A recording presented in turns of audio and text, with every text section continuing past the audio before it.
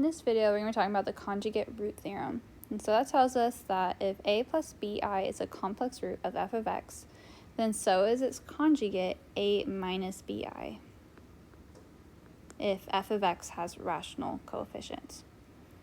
And if a plus square root of b is an irrational root of f of x, then so is its conjugate a minus square root of b if f of x has real coefficients. So let's look at some examples. So number one, it says a quartic polynomial f of x has rational coefficients. If square root of 3 and negative 3 plus 5i are roots of f of x equals 0, what are the other roots?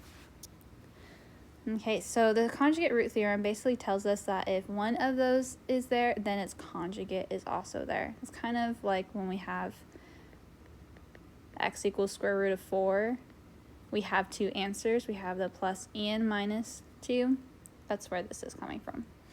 So that means if square root of 3 is a solution, then negative square root of 3 is also a solution. And if negative 3 plus 5i is a solution, then the opposite sign of my I is also. So that means that negative 3 minus 5i is also a solution. For this next one, it says the roots are 5 minus 7i and 2 plus square root of 5. This theorem tells us that its conjugates are also solutions. That means that 5 plus 7i is a solution, and 2 minus square root of 5 is a solution. So let's look at using those. So we're going to use zeros to write a polynomial function.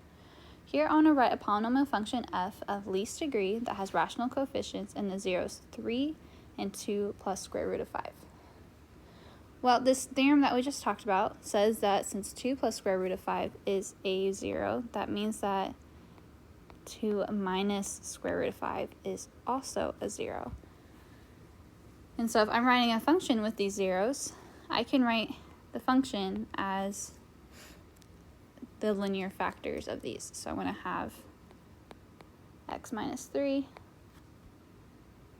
and then x minus 2 plus square root of 5, since that's a 0, and x minus 2 minus square root of 5. Okay, I'm going to rewrite what's in those brackets, and I'll explain here in a second, but we can rewrite what's in those brackets as instead saying x minus 2 plus square root of 5, and x minus 2 minus square root of 5. And that's one of our properties that we can change where those parentheses are at. And the reason why I did that is that now I have a difference of squares pattern. I have x minus 2 is the first term in both, square root of 5 is the second term in both, and the only difference is that one is plus and the other is minus. So I can use my difference of squares pattern to rewrite this as x minus 2 squared minus the square root of 5 squared.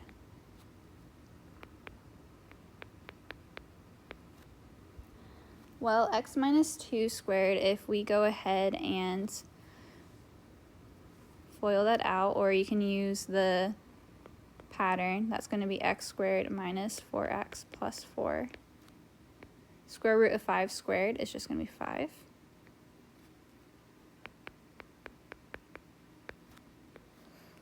And if I combine these, 4 minus 5, I get x squared minus 4x minus 1.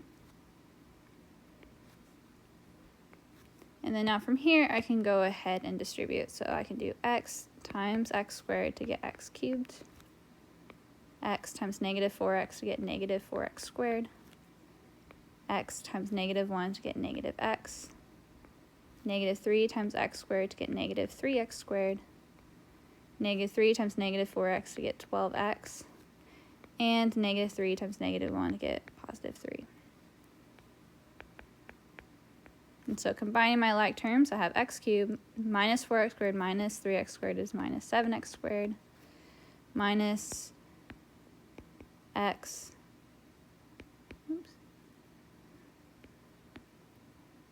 go minus x plus 12x, I get plus 11x, and then plus 3 at the end.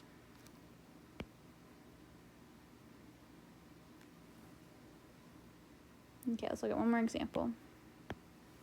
Here it says write a polynomial function f of least degree that has rational coefficients in the zeros 2 and 3 plus I. So our conjugate root theorem tells us that 3 plus I is a root, then its conjugate also is, so that's going to be 3 minus I. And so if I'm writing a function, I can write this as all the linear factors multiply together. So my first 0 is 2, so I have x minus 2. My next 0 is 3 plus I, so I have x minus 3 plus I. And then my third root is 3 minus I, so I have x minus 3 minus I. And now here I'm going to do the same trick that I did in the first one. So I'm going to rewrite this in here as x minus 3 plus I and x minus 3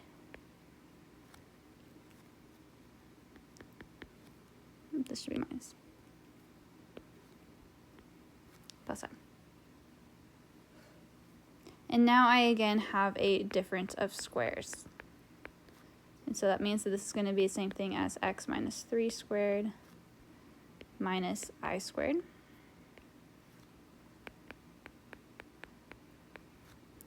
Now if I do x minus 3 squared, I get x squared minus 6x plus 9 minus I squared, which is negative 1.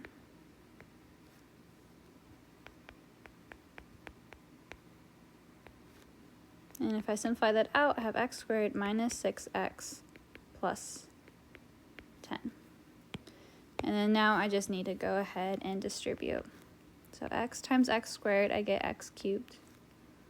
X times negative 6x, I get negative 6x squared. X times 10, I get 10x. Negative 2 times x squared, I get negative 2x squared. Negative 2 times negative 6x, I get 12x. And negative 2 times 10, I get negative 20. And now I just need to combine my like terms. So I have x cubed.